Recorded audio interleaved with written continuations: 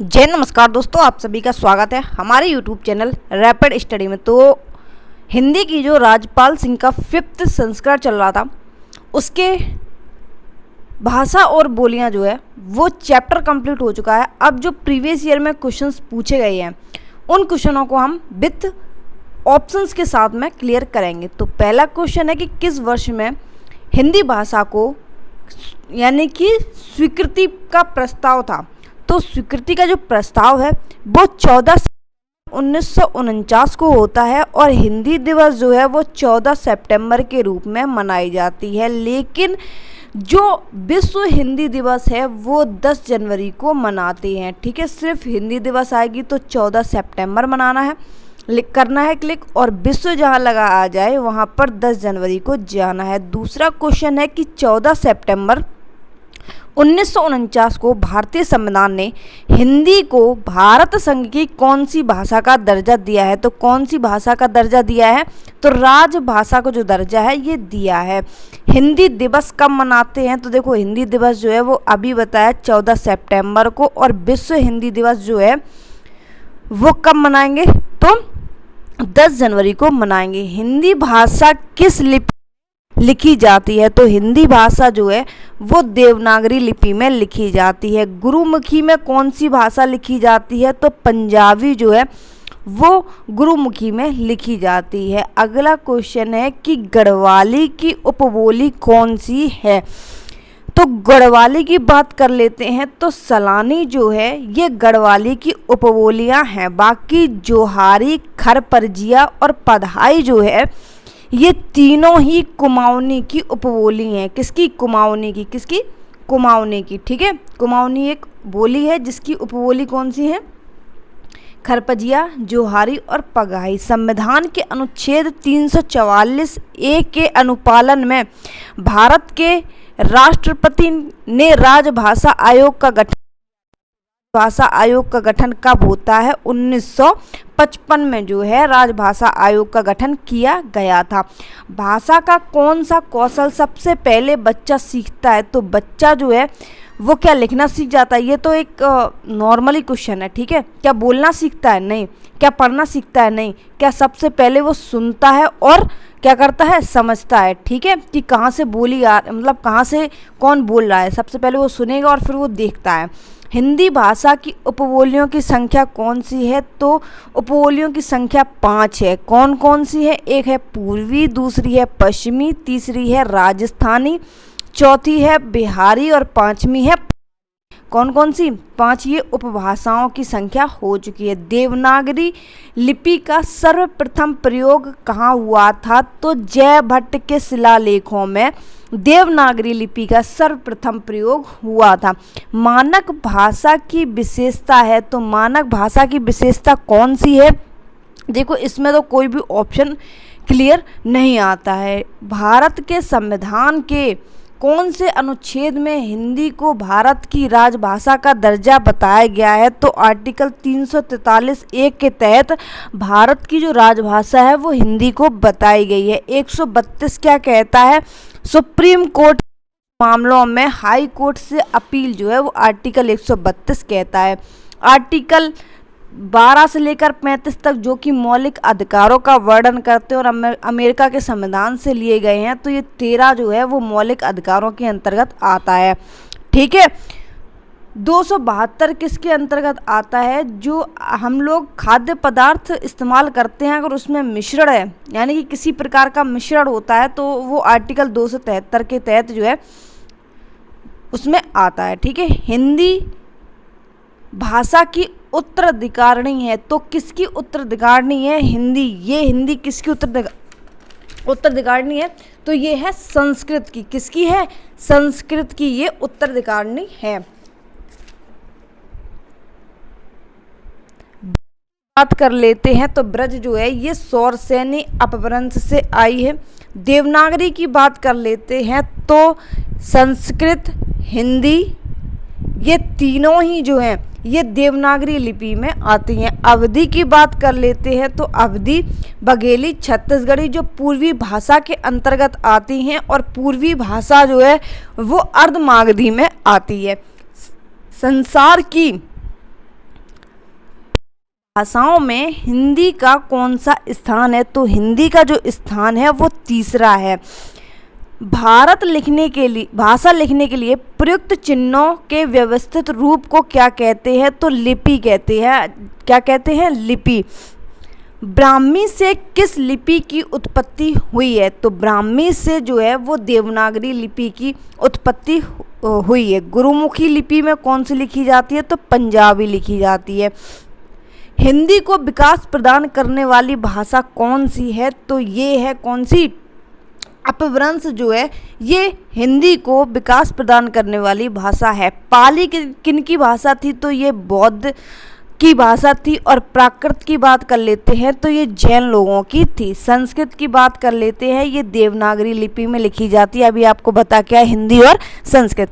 बिहारी हिंदी का विकास निम्न में से किस भाषा से हुआ है? तो बिहारी जो है ये किसके अंतर्गत आती है? तो ये जो बिहारी है वो मागधी अपभ्रंश अंतर्गत आती है। सौर सैनी में जो भाषाएं आती हैं वो एक तो राजस्थानी है, ठीक है, और पश्चिमी जो है वो भी इसके वो अपभ्रंश में आएगी, पश्चिमी और पूर्वी, ठीक है। और जो सौरसैनी है ये आएगी राजस्थानी के अंतर्गत। मागधी कर लेते, मागधी में जो है ये बिहारी हिंदी आती है।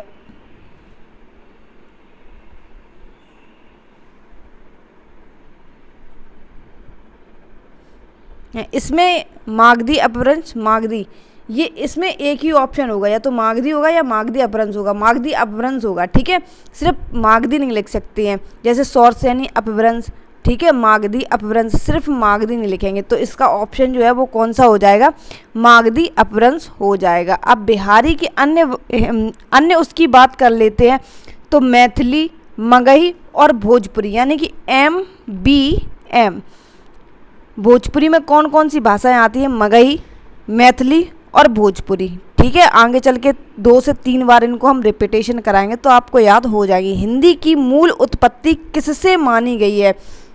तो हिंदी की जो मूल उपपत्ति है वो सौरसैनी अपभ्रंश से मांगी गई है। अभी आपको बता के आए मागधी अपभ्रंश जो है ये बिहारी हिंदी का विकास इससे हुआ है, ठीक है। अर्धमागधी की बात कर लेते हैं तो अर्धमागधी में ये हिंदी आ जाती है। कौन सी? हिंदी। वाराणसी, गोरखपुर और आरा के मध्य कौन सी भाषा बोली जाती है? तो ये वाराणसी, गोरखपुर, आरा के मध्य में जो है वो भोजपुरी भाषा का प्रयोग किया जाता है। अवधि की बात कर लेते हैं तो लखनऊ, बाराबंकी, फैजाबाद, रायबरेली, बहराइच और सुल्तानपुर ये अवधि के अंतर्गत आती हैं। कौन सी? लखनऊ, बाराबंकी, फैजाबाद, रायबरेली, बहराइच और सुल्तानपुर।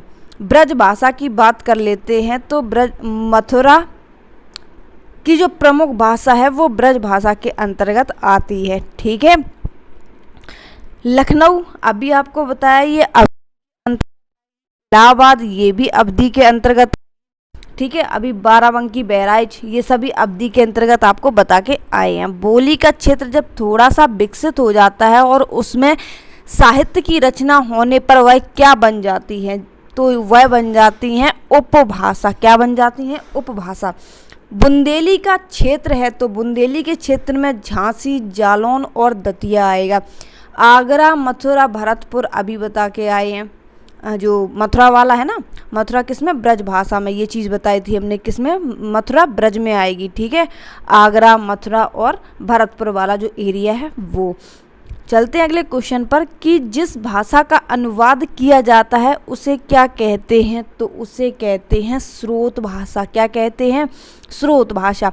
ब्रज हिंदी की किस उपबोली के अंतर्गत आता है? तो ब्रज जो है ये पश्चिमी हिंदी के अंतर्गत आता है। पश्चिमी बोली में, पश्चिमी हिंदी में कितनी भाषाएं आती हैं? तो देखो एक आती है कब है, एक इसकी ट्रिक है कब है, ठीक है। कन्नौजी ब्रज भाषा, इसके अलावा हा से हरियाणवी, जो जिसे हम क्या कहते हैं, बांगरू के रूप में भी जानते हैं। ठीक है, किसको, हरियाणवी भाषा को। इसके अलावा कन्नौजी हो गई, ब्रज भाषा हो गई, और एक मिनट रुकना,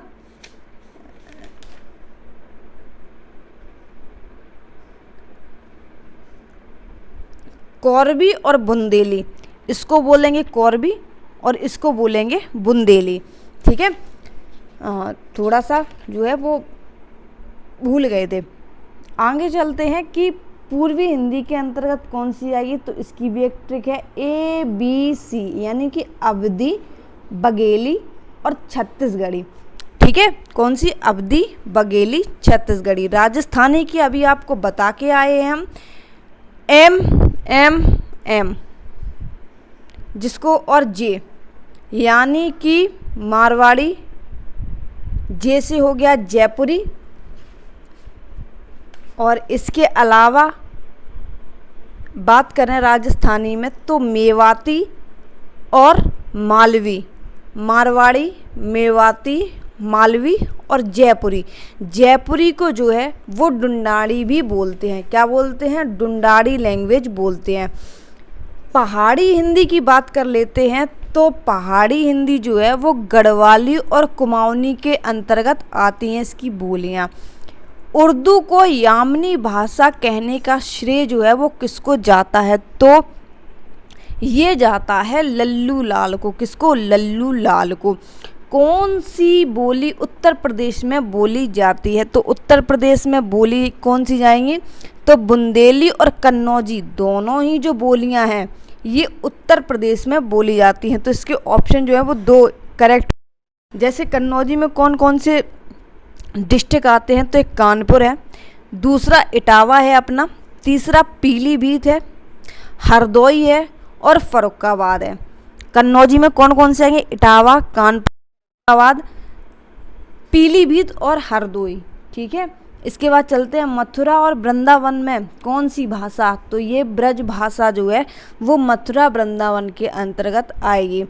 और कौन कौन से मथुरा वृंदावन की बात हो गई, तो देखो अलीगढ़, हाथरस, बुलंदशहर और बरेली, एटा और मैनपुरी, ये भी जो लैंग्वेज है वो ब्रज के अंतर्गत में आएंगी। मैनपुरी, एटा, धौलपुर, अलीगढ़, बुलंदशहर, बरेली।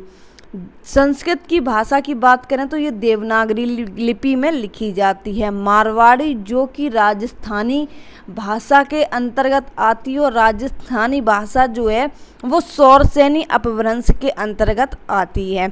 28वां क्वेश्चन है कि कौन सी बोली उत्तर प्रदेश की नहीं है, तो उत्तर प्रदेश की नहीं है तो मेवाती जो है ये उत्तर प्रदेश की नहीं है। भोजपुरी जो कि विदेशों में भी बोली जाती है, ऐसी कौन सी लैंग्वेज है जो विदेशों में भी बोली जाती है, सबसे ज़्यादा जो विदेशों में बोले जाने वाली लैंग्वेज है वो भोजपुरी ही है। ठीक है, भोजपुरी ये देवरिया, बनारस और मिर्ज़ापुर में बोली जाती है। कहाँ पर, देवरिया, बनारस और मिर्ज़ापुर में।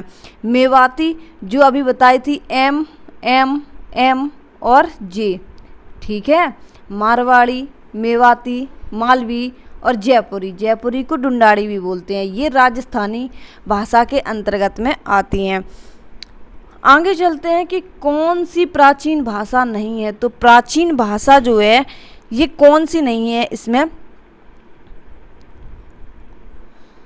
तो पंजाबी जो है ये प्राचीन भाषा के अंतर्गत नहीं आता है। बाकी संस्कृत तो बहुत पुरानी है। प्राकृत जो कि जैन लोगों की भाषा है। ठीक है, इसके बाद चलते हैं आगे अगले क्वेश्चन पर। प्राकृत ये सौरसेनी अपभ्रंश की भाषा है। कौन सी, प्राकृत। ठीक है, पंजाबी ये गुरुमुखी के अंतर्गत आती है। संस्कृत जो कि देवनागरी लिपि के अंतर्गत आती है, यानी कि कौन सी भाषा में लिखी जाती है, तो गुरुमुखी और देवनागरी। नागरी लिपि का विकास किस लिपि से हुआ है, तो नागरी लिपि का जो विकास है ये ब्राह्मी लिपि से हुआ है। किससे, ब्राह्मी लिपि से हुआ है। अगला क्वेश्चन है कि पंजाब में हिंदी का प्रचार किसने किया था, तो एक पर्सन थे श्रद्धा राम फिल्लौरी, इन्होंने पंजाब में हिंदी का प्रचार किया था। लल्लू लाल और सदल मिश्र ये दोनों ही लोग खड़ी बोली से खड़ी बोली का इन दोनों लोगों ने सर्वप्रथम प्रयोग किया था। अगला क्वेश्चन है कि निम्नलिखित में से कौन सी बोली उत्तर प्रदेश की नहीं है।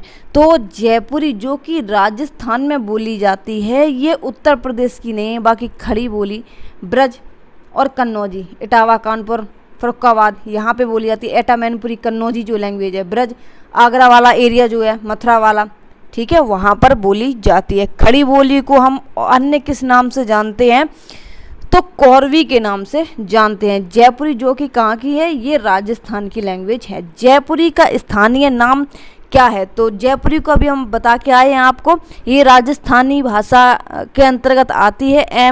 एम और जे को यानी कि जयपुरी और जयपुरी को ही हम डुंडानी के रूप में जानते हैं। उत्तर प्रदेश की कौन सी भाषा नहीं बोली जाती है तो उत्तर प्रदेश में जो है ये पहाड़ी भाषा नहीं बोली जाती है। जो कुमाऊनी और गढ़वाली जो उपभाषाएं हैं ये पहाड़ी की दो भाषाएं हैं, ठीक है। अवधी की बात कर लेते हैं तो ये लखनऊ वाले क्षेत्र में बोली जाती है। अवधी बता के आए हैं, मथुरा, आगरा, मैनपुरी, एटा, फर्रुखाबाद, ठीक है। कन्नौज की बात कर लेते हैं तो कन्नौजी जो है ये हरदोई, पीलीभीत और फर्रुखाबाद वाले एरिया में बोली जाती है कन्नौजी लैंग्वेज।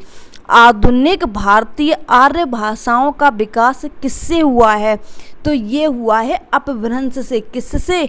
अपभ्रंश से। पाली किसके अंतर्गत आती है तो सौरसेनी अपभ्रंश के अंतर्गत आती है। और पाली लैंग्वेज जो है ये बौद्ध लोगों की लैंग्वेज थी। प्राकृत जो कि जैन लोगों की थी और ये भी सौरसेनी अपभ्रंश के अंतर्गत आती है। संस्कृत जो कि देवनागरी लिपि में लिखी गई है। आधुनिक भारतीय आर्य भाषा का काल जो है वो कब से रहा है तो आधुनिक आर्य भाषाओं की बात कर लेते हैं तो ये जो है आधुनिक यानी कि आज की बात हो रही है। और आज जो है वो कब से शुरू हुआ था वो 1000 ईस्वी से तक का जो है वो आधुनिक भारतीय आर्य भाषाओं के अंतर्गत में आया। लेकिन 1 से लेकर 500 ईस्वी तक जो है ये प्राकृत भारतीय आर्य भाषाओं के अंतर्गत में आया। और मध्यकालीन अपभ्रंश जो है ये 500 से 1000 के बीच में यानी कि ये आया किसमें, प्राकृत मध्यकालीन के, और ये आया अपभ्रंश मध्यकालीन के अंतर्गत, ठीक है। और संस्कृत की अन्य भाषाओं की बात करें तो ये वैदिक और लौकिक में दो में बांटी गई थी। कौन सी? संस्कृत की जो अन्य भाषाएं हैं दो, वो लौकिक संस्कृत और कौन सी, लौकिक और वैदिक संस्कृत। अभी आपको हमने बात की लौकिक संस्कृत और अपभ्रंश हिंदी भाषा का उचित विकास क्रम है तो उचित विकास क्रम जो है वो पाली और प्राकृत। लौकिक संस्कृत, पाली और प्राकृत, अपभ्रंश हिंदी भाषा का उचित विकास क्रम है। नागरी लिपि को दक्षिण में क्या कहा जाता है तो ये नागरी लिपि को जो दक्षिण में है वो नंदी नागरी के नाम से हम इसको जानते हैं। मथुरा, आगरा, धौलपुर कुछ ही नहीं जाना है, ब्रज भाषा लगा देनी है। अवधी में अभी फैजाबाद और इसके अलावा सुल्तानपुर को हम जोड़ेंगे। किसमें? अवधी में। खड़ी बोली के लिए हम हरिद्वार, मेरठ और सहारनपुर जाएंगे। किस पर? खड़ी बोली पर। 40वां क्वेश्चन है कि निम्न में से प्राचीन भारतीय आर्य भाषा कौन सी है तो प्राचीन आर्य भाषा जो है वो वैदिक संस्कृत के अंतर्गत आती है। किसके? वैदिक संस्कृत के अंतर्गत। और वैदिक संस्कृत ये प्राचीन भारतीय आर्य भाषाओं के अंतर्गत आता है जो कि दो भागों में डिवाइड है, एक वैदिक और दूसरा लौकिक में, जिसमें से प्राचीन भारतीय आर्य भाषा जो है वो वैदिक है। दिए गए विकल्पों में से द्रविड़ परिवार की भाषा कौन सी है तो जो कन्नड़ है ये द्रविड़ परिवार की भाषा है। असमिया एक लिपि है। कौन सी है? लिपि है। उड़िया भी एक लिपि है जो कि उड़िया में लिखी गई है, ठीक है। बांग्ला भी एक लिपि है और वो बांग्ला में ही लिखी गई है। देखो जब आपको कोई भी समझ में ना आए कि कौन सी भाषा किस लिपि में लिखी है और उसमें देवनागरी लिपि लिखी हुई है तो आप उसको लगाकर आ जाना, आपका 98% सही होने के चांसेस रहते हैं। कौन सी भाषा देवनागरी लिपि में लिखी जाती है? तो देखो पंजाबी जो है वो गुरु जाती है, मराठी जो है ये शुद्ध देवनागरी लिपि में लिखी जाती है, उड़िया ये उड़िया लिपि में लिखी जाती है, गुजराती ये गुजराती लिपि में और देवनागरी लिपि में दोनों में ही लिखी जाती है। तो शुद्ध जो इसका आंसर होगा वो होगा मराठी। क्या होगा? मराठी। लिपि किसे कहते हैं? तो लिखित ध्वनि संकेतों को जो है वो लिपि कहते हैं। क्या कहते हैं? लिपि कहते हैं। भाषाओं के पारिवारिक वर्गीकरण का आधार है। तो क्या है? यानी कि ना तो अर्थ है, ना इतिहास है, ना रूप रचना है, यानी कि सॉरी इनमें जो ऑप्शन है वो होगा उपयुक्त में से एक से अधिक। ठीक है, यानी कि पारिवारिक वर्गीकरण का जो आधार है वो इस तरीके से है। 45 की बात कर लेते हैं। संघ की राजभाषा हिंदी और लिपि देवनागरी लिपि होगी। यह संविधान के किस अनुच्छेद में वर्णित है? तो ये अनुच्छेद के 343 में वर्णित। ठीक है, क्या कि जो संघ की राजभाषा है वो हिंदी और लिपि जो है वो देवनागरी लिपि। 344 के तहत जो है एक राजभाषा आयोग बनाया गया था जिसकी स्थापना 1900 होती है, जिसने जो है वीजी काका कलेलकर जो है इसको मिलकर राजभाषा आयोग लाते हैं, जिसके अध्यक्ष जो है वो बीजी लाते हैं। किसके? राजभाषा आयोग के। ठीक है, तो इसके अंतर्गत जो है वो 344 के तहत राजभाषा आयोग का गठन किया जाता है। 345 की बात कर लेते हैं। तो ये प्रादेशिक भाषाओं का वर्णन करता है। 345 पुरानी हिंदी, उर्दू और अंग्रेजी के मिश्रण से उत्पन्न हुई जबान कौन सी है? तो ये है हिंदुस्तानी भाषा जो है ये। तो इसमें हिंदी, उर्दू, इंग्लिश यानी कि जो मिश्रण से उत्पन्न हुई है वो कौन सी है? हिंदुस्तानी भाषा है। पश्चिमी हिंदी की कितनी बोलियां हैं? तो पश्चिमी हिंदी की जो बोलियां हैं वो कितनी हैं? 5 हैं। कितनी हैं? 5 हैं। ठीक है, कौन कौन सी है? तो कब कब है वाली ट्रिक याद आ गई। ठीक है, कब कब है हरियाणी, बुंदेली, ब्रजभाषा, कन्नौजी और खड़ी बोली। ये पांचों जो बोलियां हैं ये पश्चिमी हिंदी की बोलियां हैं। बात करते हैं कि किस समिति क्षेत्र में बोली जाने वाली स्थानीय भाषा है। किसी सीमित क्षेत्र में बोली जाने वाली स्थानीय भाषा को कहते हैं कि तो क्या कहते हैं? ये कहते हैं बोली। क्या कहेंगे? बोली कहेंगे। ठीक है, भाषा को बोलते समय होने वाले उतार चढ़ाव को जो है ये अनुतान कहते हैं। क्या कहेंगे? अनुतान कहेंगे। जो क्वेश्चन आपको लगे कि टफ है वो आप अपने कॉपी में लिख लेना और बार बार उनको पढ़ना। जैसे कि ये क्वेश्चन है, उतार चढ़ाव को भाषा में जो बोलते हैं तो उतार चढ़ाव को क्या बोलते हैं? अनुतान कहते हैं। एक क्वेश्चन और ये इसको भी नोट कर लेना कि रोमन लिपि का प्रयोग किस भाषा के लिए नहीं होता है? तो ये जो है कुल्लुई भाषा जो है इसका उपयोग, रोमन लिपि का प्रयोग इसमें नहीं होता है। जनगणना 2001 के हिसाब से भारत में निम्नलिखित में से सबसे अधिक कौन सी भाषा बोली जाती है? तो जो है वो बंगाली भाषा जो है वो 2001 की जनगणना के अनुसार बोली जाती है। कन्नौजी बोली मुख्य रूप से निम्न में से किस जिले में बोली जाती है?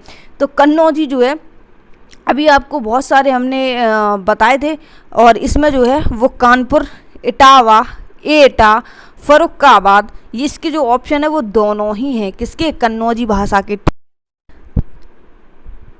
तो कन्नौजी जो है यहाँ पर बोली जाती है। बांगरू जिसको हम हरियाणवी भाषा कहते हैं और जो कि हरियाणा में सबसे ज़्यादा बोली जाती है, हरियाणवी भाषा जो है इसका दूसरा नाम क्या है? बांगुरी, बांगरू। बिहारी की बात कर लेते हैं तो ये मगही, मैथिली और भोजपुरी 3 भाषाएं हैं इसकी बिहारी की। ठीक है, कर्नाटक और तमिलनाडु ये किस साइड की हैं? ये साउथ की लैंग्वेज हैं। ठीक है, कर्नाटक में जो है वो मलयालम बोली जाती है। आप सभी को ये चीज़ पता होगी अगर जीके जीएस में आपके अच्छी पकड़ है तो। हिंदी के स्थान पर अंग्रेजी को सन 1885 में भारत की शिक्षा और प्रशासन की भाषा के रूप में किसने स्थापित किया था? तो ये किसने स्थापित किया था? तो लॉर्ड मैकाले जो हैं, इन्हें अंग्रेजी शिक्षा का जनक भी कहा जाता है। किसको? लॉर्ड मैकाले को। तो इनके द्वारा जो है वो 1800 भारत की शिक्षा और प्रशासन का भाषा के रूप में स्थापित इन्हीं ने किया था। चलते हैं अगले क्वेश्चन पर। पूरे टोटल 100 क्वेश्चन कराएंगे इसमें हम, ठीक है। बाकी लगभग 250 से 300 क्वेश्चन है, तो इसके 2 से 3 वीडियो इसके हो जाएंगे। हिंदी को राष्ट्रभाषा घोषित करने वाले हिंदी भाषी का नाम क्या था? तो इम्पोर्टेंट क्वेश्चन बन जाता है। तो राष्ट्रभाषा घोषित करने वाले हिंदी भाषी प्रस्तावक का नाम था गोपाल स्वामी अयंगर। क्या था? गोपाल स्वामी अयंगर। महात्मा गांधी हिंदी में कहाँ पर आते हैं? तो इन्होंने एक पुस्तक लिखी थी हरिजन सेवक, और इन्होंने हरिजन सेवक में आ के लिए 12 खड़ी का जो है सुझाव दिया गया था। इन्होंने हरिजन सेवक में आ की 12 खड़ी का प्रयोग किया था, जिसका सुझाव जो है वो 2 पर्सन थे। तो सावरकर बंधु थे और दूसरे थे काका कलेलकर। इन दोनों ने ही जो मिलकर है वो आ की 12 खड़ी का के लिए सुझाव दिया था महात्मा गांधी को, ठीक है। ये महात्मा गांधी हिंदी में बस इतने ही आते हैं। निम्नलिखित में से कौन सी भाषा का मौखिक रूप है? तो मौखिक रूप जो है इसमें कौन सा होता है? परियोजना तो कुछ हो नहीं सकता, परिचर्चा, यानी कि अगर किसी चीज़ की चर्चा होगी तो मौखिक से ही होगी, ठीक है। महत्वपूर्ण कृति कृष्णायन उत्तर प्रदेश की बोलियों में से किस बोली में लिखी गई है? तो कृष्णायन जो है ये किस बोली में लिखी गई है? तो इसकी जो बोली है वो है अवधी। कौन सी है? अवधी। अवधी के लिए हमने आपको बहुत सारे फैजाबाद, सुल्तानपुर, रायबरेली, बाराबंकी, ये अवधी वाले यानी कि अवधी इनमें बोली जाती है। फैजाबाद, रायबरेली, बाराबंकी, सुल्तानपुर। खड़ी बोलियों के लिए हमने किसको बताया था? तो मेरठ, हरिद्वार, सहारनपुर और मुजफ्फरनगर, इनमें खड़ी बोलियों का प्रयोग होता है। ब्रज की बात कर लेते हैं तो बरेली, बदायूं, ब्रज से बरेली जाएंगे, ब्रज से बुलंदशहर जाएंगे, ब्रज से बदायूं जाएंगे। इसमें इतना ही याद रखेंगे। और अलीगढ़, धौलपुर और बहुत सारे ब्रज हैं, ठीक है। मथुरा, आगरा, बहुत सारी जो हैं वो धीरे धीरे एक एक करके सारी चीज़ों को निपटाएंगे। इस बोली में उत्तम पुरुष एक वचन के स्थान पर उत्तम पुरुष का किया जाता है। तो किसमें किया जाता है? ये किया जाता है पूर्वी, नहीं सॉरी 58 का है कौन सा? अवधी। अवधी लैंग्वेज का जो प्रयोग है वो किया जाता है, ठीक है। अवधी जो है, अच्छा, जो रामचरितमानस है वो तुलसीदास के द्वारा किस भाषा में लिखी गई है? तो ये अवधी भाषा में लिखी गई है। की बात कर लेते हैं तो सूरसागर, उद्धव शतक और बिहारी सतसई, ये तीनों ही जो हैं ये ब्रज भाषा में लिखी गई हैं। कौन सी? उद्धव शतक जो कि जगन्नाथ रत्नाकर के द्वारा लिखित है, बिहारी सतसई जो कि बिहारी के द्वारा लिखित है, सूरसागर जो कि सूरदास के द्वारा लिखित है। ये तीनों ही जो हैं ये ब्रज भाषा में लिखी गई हैं। अवधी की बात बता चुके हैं। रामचरितमानस और लोर कहा, ये दोनों ही जो हैं ये मुल्ला दाऊद के द्वारा लिखी गई हैं अवधी में।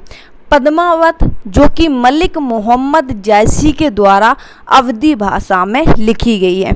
खड़ी बोली में बात कर लेते हैं तो जयशंकर प्रसाद की कामायनी जो है वो खड़ी बोली में लिखी गई है।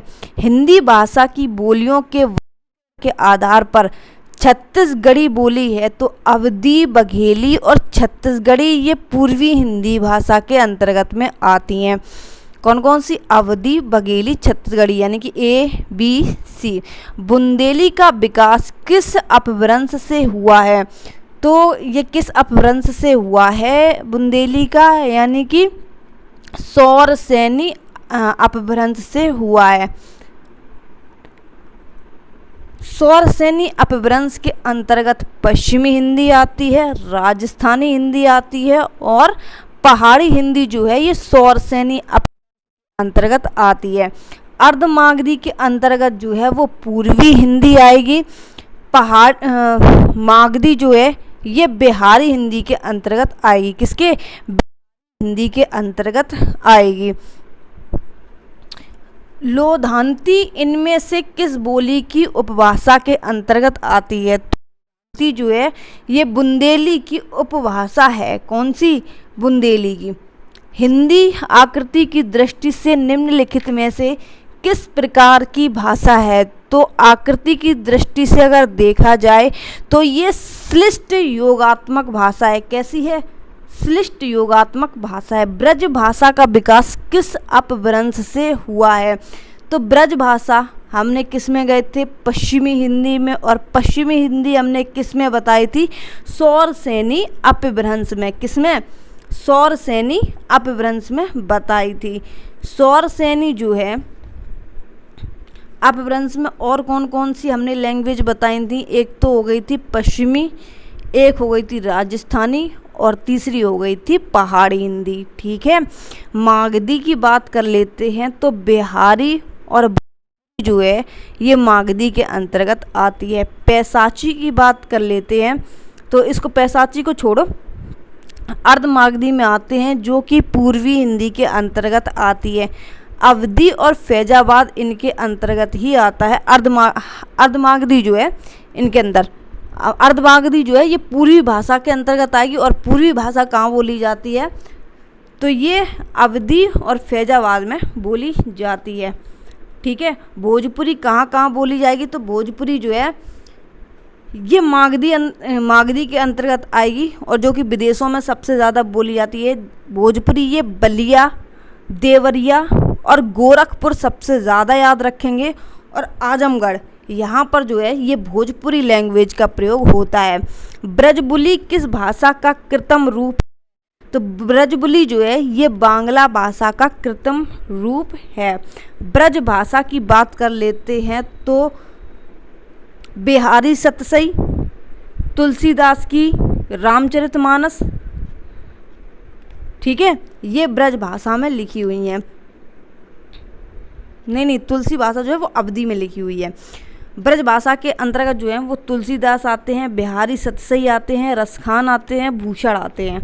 किसके अंतर्गत? ब्रज भाषा के अंतर्गत। अगर आपसे कभी पूछे जाएं तो बांग्ला की बात करें तो ये ब्रजबुली की कृत्रिम भाषा है। भोजपुरी में एक बहुत जिन्हें मतलब भोजपुरी का कुछ कहते हैं, उनका नाम है भिखारी ठाकुर। भिखारी भोजपुरी किससे संबंधित हैं? तो भोजपुरी से। ठीक है। और भोजपुरी से राहुल सांकृत्यायन और कबीरदास भी इससे जुड़े हुए हैं। किस भाषा को आरंभ में पिंगल नाम दिया गया? किस भाषा को आरंभ में पिंगल नाम दिया गया? तो ये ब्रज भाषा को जो है वो शुरुआत में पिंगल भाषा दिया गया है। इससे संबंधित कवि कौन कौन से हैं? तो भारतेंदु हरिश्चंद्र और लल्लू लाल जो हैं वो से संबंधित हैं। भोजपुरी आपको बताई कि ये विदेशों में बोली जाती है, लेकिन कौन कौन से देशों में बोली जाती है? एक तो देखो सूरीनाम है, गुयेना है और मॉरिशस। यहाँ पर जो है ये भोजपुरी लैंग्वेज बोली जाती है। खड़ी बोली से संबंधित हैं लल्लू लाल और सदल मिश्र। आपको हमने शुरुआत में शायद चौथा या पांचवा क्वेश्चन था, उन दोनों में नाम थे, तो वो किससे संबंधित थे? वो खड़ी बोली से संबंधित थे। अवधी से संबंधित कौन कौन से कवि हैं? तो उस्मान, मंजी, कुतुबन, तुलसीदास जो हैं इनसे संबंधित हैं अवधी से। हिंदी भाषा किस भाषा से उत्पन्न हुई है? तो हिंदी भाषा जो है ये अपभ्रंश से उत्पन्न हुई है। बिहारी ये जो है ये मागधी से आई है। संस्कृत ये देवनागरी लिपि में लिखी गई है। द्रविड़ में कौन कौन सी लैंग्वेज आती हैं जो कि हमने भी बताई थी? कर्नाटक में जो है वो मलयालम बोली जाती है। ठीक है। तमिल, तेलुगु, कन्नड़, मलयालम ये द्रविड़ की लैंग्वेज है, यानी कि दक्षिण की। पहाड़ी हिंदी का विकास किस अपभ्रंश से हुआ है? तो पहाड़ी हिंदी का जो विकास है वो खस भाषा से हुआ है। किससे? खस भाषा से। मागधी में कौन सी आएगी? तो बिहारी आएगी। देखो मागधी में भी 3 वर्ड है, तो बिहारी में भी 3 वर्ड हैं। अर्ध में 2 वर्ड हैं, तो पूर्वी में 2 वर्ड हैं। इस तरीके से आपको क्वेश्चन जो है वो याद रखने हैं, अगर आप भूल जाते हैं तो। संथाली भाषा किस भाषा परिवार से संबंधित है? तो ये ऑस्ट्रिक परिवार से संबंधित है। ऑस्ट्रिक परिवार में कौन सी है? तो ये मुंडा जो है, मुंडा ट्राइब, ये भी संबंधित है। जातियां जो हैं वो। द्रविड़ परिवार की बात कर लेते हैं तो गोंडी और कुटुक ये भी जो हैं जनजातियां, ये द्रविड़ परिवार से संबंधित हैं। सौरसेनी अपभ्रंश के अंतर्गत आने वाली भाषा नहीं है। तो सौरसेनी अपभ्रंश के अंतर्गत हमने आपको बताई थी कि पश्चिमी हिंदी आएगी, राजस्थानी हिंदी आएगी और पहाड़ी हिंदी जो है ये भी आ जाती है सौरसेनी अपभ्रंश के अंतर्गत। तो कौन सी नहीं आएगी? सिंधी भाषा जो है ये इसके अंतर्गत नहीं आएगी। पश्चिमी की 5 उपबोलियां हैं, खड़ी बोली, कन्नौजी, बुंदेली, ब्रज और हरियाणवी। राजस्थान की हमने बताई थी कि 4 हैं, एम जे, मेवाती, मालवी, मेवाड़ी और जयपुरी, जिसको हम ढूंढांडी भी कहते हैं। चलते हैं अगले क्वेश्चन पर कि भारतवर्ष की आदि भाषा क्या है? तो भारतवर्ष की जो आदि भाषा है वो है वैदिक संस्कृत। कौन सी है? वैदिक संस्कृत, जो कि प्राचीन भारतीय आर्य भाषा के अंतर्गत ये दोनों ही लैंग्वेज आती हैं, लौकिक और वैदिक। लेकिन आर्य भाषा की जो आदि भाषा है वो वैदिक संस्कृत के अंतर्गत आती है। वैदिक संस्कृत की बात करें अवधि की तो 1500 से लेकर 800 तक जो है इसकी अवधि रहती है, यानी कि बीसी, यानी कि बिफोर क्राइस्ट। ठीक है, बीसी में ये चलता है, यानी कि उल्टा चलता है ये। भाषा के शुद्ध रूप का ज्ञान किससे होता है? तो भाषा का जो शुद्ध रूप का ज्ञान है ये व्याकरण से होता है। किससे? व्याकरण से। किस बोली में ने प्रसर्ग लगाया जाता है? तो ये जो खड़ी बोली है इसमें ने प्रसर्ग लगाया जाता है। राजस्थान की 4 बोलियां हैं जो कि सौरसेनी अपभ्रंश से आती हैं। अवधि की बात कर लेते हैं तो चंदायन और रामचरितमानस ये तीनों ही जो हैं वो अवधी लैंग्वेज में लिखी हुई हैं। पद्मावत पता है कि मलिक मोहम्मद जायसी की है। ब्रज भाषा की बात कर लेते हैं तो उद्धव शतक, बिहारी सतसई जो कि बिहारी की है, सूर सागर जो कि सूरदास की है, उद्धव शतक जो कि जगन्नाथ रत्नाकर की है। कौन सी? उद्धव शतक। ये ब्रज में लिखी हुई हैं तीनों ही। अवधि की आप आ चुके हैं कि रामचरितमानस जो है वो और चंदायन और पद्मावत ये अवधि में लिखी हुई है। प्राकृत, संस्कृत, अपभ्रंश, पाली, इन भाषाओं में प्राचीनतम भाषा कौन सी है? तो संस्कृत जो है इनकी सबसे प्राचीनतम भाषा है। मानक आधार क्या है? तो मानक हिंदी का जो आधार है वो खड़ी बोली है। क्या है? खड़ी बोली। हिंदी भाषा के विकास का सही क्रम क्या है? तो हिंदी भाषा के सही विकास का जो सही क्रम है वो है, देखो इसी में हम बता दें, सबसे पहले आता है क्या? संस्कृत। ठीक है, संस्कृत के बाद में आएगा पाली, पाली के बाद में आता है प्राकृत, प्राकृत के बाद में आता है अपभ्रंश, अपभ्रंश के बाद में आता है अभट्ट। कौन सा? अभट्ट। और अभट्ट के बाद में आती है हिंदी। कौन सी? हिंदी। अभट्ट जो है वो बहुत से विद्वानों के मतलब बहुत से विद्वान इसको मानते नहीं हैं, लेकिन कभी कभी क्वेश्चन पूछ दिया जाता है कि अपभ्रंश और हिंदी के बीच की कड़ी किसको कहते हैं? तो ये अभट्ट को कहते हैं। किसको? अभट्ट को कहते हैं। इसमें तो देखो इसका ऑप्शन हो जाएगा कि उपरोक्त में से कोई नहीं। ठीक है, तो संस्कृत, पाली, प्राकृत, अपभ्रंश, अभट्ट और हिंदी। ठीक है, ये हो जाएंगे। भारत में आर्य भाषा का आरंभ कब हुआ? तो ये आर्य भाषाओं का जो आरंभ है वो 1500 ईसा पूर्व के आसपास होता है, जिसमें 3 भाषाओं में बांटा गया, प्राचीन, मध्यकालीन और आधुनिक। किसको? आर्य भाषाओं को 3 भागों में बांटा गया, प्राचीन, मध्य, आधुनिक को। ठीक है। और प्राचीन को वैदिक और लौकिक में बांट दिया गया था, और मध्यकालीन को जो है वो पाली, प्राकृत और अपभ्रंश में बांट दिया गया। तो आधुनिक की बात कर लेते हैं तो वो अब तक चल ही रहा है। निम्नलिखित में से कौन सी भाषा आर्य भाषाओं में शामिल नहीं है? तो तुर्की जो है ये आर्य भाषाओं में शामिल नहीं है। कौन सी भाषा पश्चिमी हिंदी से संबंधित रखती है? तो पश्चिमी हिंदी से जो है, देखो अवधी, बघेली, छत्तीसगढ़ी ये पूर्वी के अंतर्गत आएंगी। राजस्थानी खुद ही एक भाषा है, इसके अंतर्गत आएंगी, ठीक है। इसके अलावा बात करें किसकी, बांगरू की, बांगरू जिसको हम हरियाणवी या जाटू भाषा कहते हैं, ठीक है। और ये पश्चिमी हिंदी की भाषा है, कौन सी, बांगरू ही, ठीक है, जो कि बिहारी हिंदी की है, ठीक है। और बिहारी हिंदी जो है, बिहारी में 3 वर्ड हैं, और मागधी अपभ्रंश इसमें भी 3 वर्ड हैं, ठीक है। अर्धमागधी आ जाएगा तो वो पूर्वी में चला जाएगा। भारत के किस में कोंकणी बोली जाती है? तो कोंकणी जो है ये महाराष्ट्र और गोवा वाले में बोली जाती है। देखो गोवा की सभी को पता है कि कोंकणी लैंग्वेज है, इसी तरीके से आपको जो है और किसी में गोवा नहीं नज़र आ रहा है तो आप करेक्ट ऑप्शन लगा देंगे महाराष्ट्र तथा गोवा। कौन सी भाषा उत्तर प्रदेश की दूसरी राज्य भाषा है? तो कौन सी है दूसरी राज्य भाषा? ये है उर्दू। पहली कौन सी है? हिंदी, और दूसरी कौन सी है? उर्दू। भोजपुरी की बात कर लेते हैं तो ये बलिया, मिर्ज़ापुर, गाजीपुर, देवरिया, गोरखपुर, आजमगढ़ यहाँ पर बोली जाती है। अंग्रेजी की बात करें तो ये नागालैंड में जो है वो बोली जाती है। फैजाबाद जनपद वाली कौन सी बोली है? तो ये है फैजाबाद में कौन सी बोली जाती है? तो अवधी बोली जाती है। कौन सी? अवधी। फैजाबाद, बाराबंकी, लखीमपुर, रायबरेली ये सभी जो है वो अवधी की बोलियां हैं। खड़ी बोली जो है ये अपने दिल्ली वाले एरिया में बोली जाती हैं, पश्चिमी दिल्ली, मेरठ, यहाँ पर। बघेली की बात कर लेते हैं तो ये पूर्वी हिंदी के अंतर्गत आती हैं। अवधी, बघेली, छत्तीसगढ़ी ये उसी की लैंग्वेज है, ठीक है। बघेली जो है ये रीवा और जबलपुर वाले एरिया में बोली जाती है। अगला क्वेश्चन है कि कन्नौजी बोली किस जनपद में बोली जाती है? तो कन्नौजी बोली जो है ये हरदोई जनपद में बोली जाती है। मथुरा की में ब्रज बोली जाती है, आगरा में ब्रज बोली जाती है।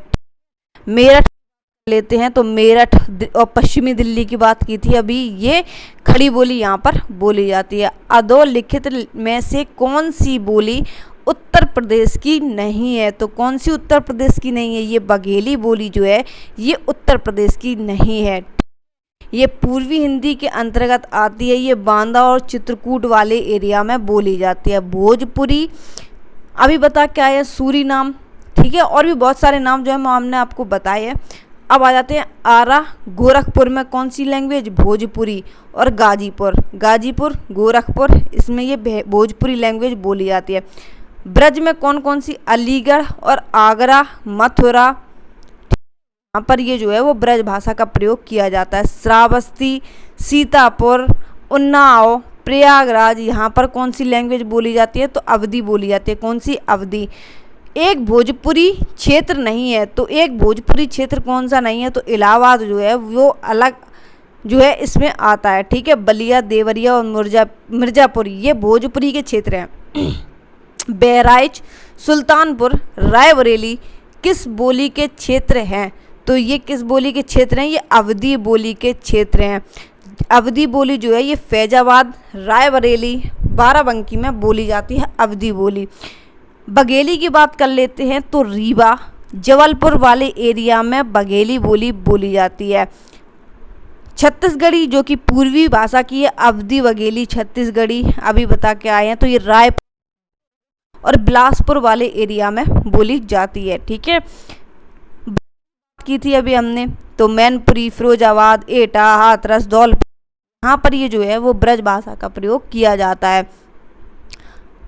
आर्य शब्द निम्नलिखित में से किस बोली का है? तो आर्यों शब्द जो है ये ब्रज का है। किसका है? खड़ी बोली ये दिल्ली और मेरठ वाले एरिया में बोली जाती है। अवधी जो है ये पूर्वी की उपबोली है।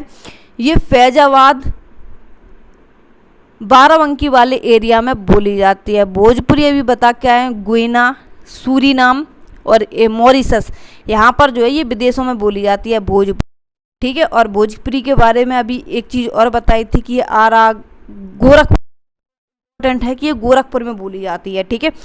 यूपीएसआई में जो है ये कौन सी लैंग्वेज जो है वो कहाँ पर बोली जाती है बहुत ज़्यादा पूछते हैं, लेकिन यूपी पुलिस कांस्टेबल में ऐसा कुछ नहीं पूछते हैं।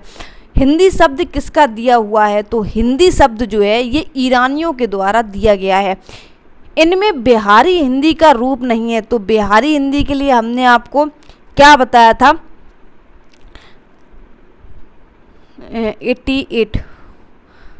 तो अवधी, बघेली, छत्तीसगढ़ी ये पूर्वी हिंदी के अंतर्गत आती हैं, जबकि मगही, मैथिली और भोजपुरी ये तीनों ही जो हैं ये बिहारी हिंदी के अंतर्गत आती हैं, ठीक है। और बिहारी हिंदी जो है वो मगही अपभ्रंश के अंतर्गत आता है, और पूर्वी हिंदी जो है ये अर्धमागधी के अंतर्गत आती है। मगही नहीं, मागधी के अंतर्गत बिहारी हिंदी जो है वो आती है।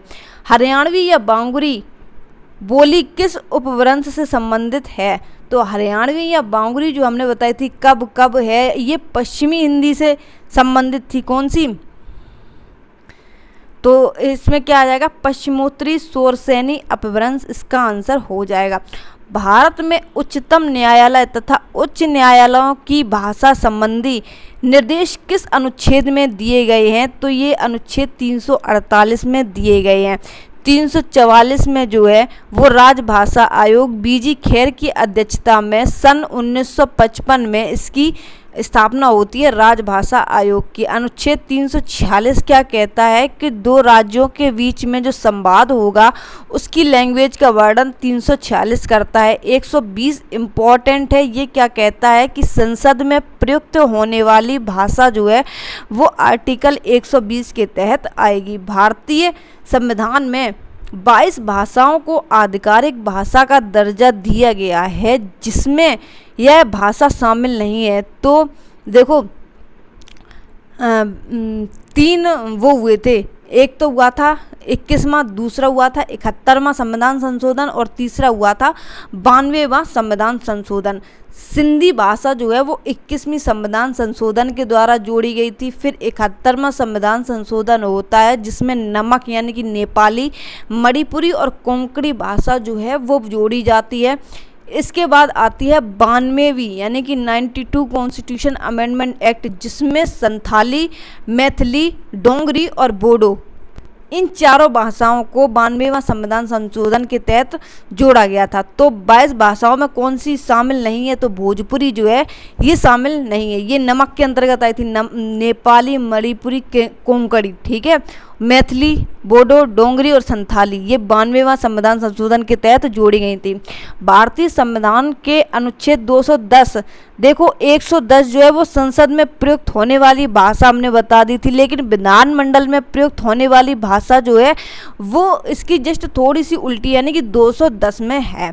ये संसद में प्रयुक्त होने वाली भाषा भी बताई थी 120 है, ठीक है। केंद्रीय हिंदी निदेशालय की स्थापना कब होती है, तो ये 1960 में। किसमें होती है, 1960 में। अवधी बोली का अन्य नाम कौन सा है, तो अवधी, बघेली, छत्तीसगढ़ी ये पूर्वी हिंदी के अंतर्गत आती हैं। पूर्वी हिंदी जो है वो अर्धमागधी के अंतर्गत आती है। अवधी बोली का जो अन्य नाम है वो है कौशली। क्या है, कौशली।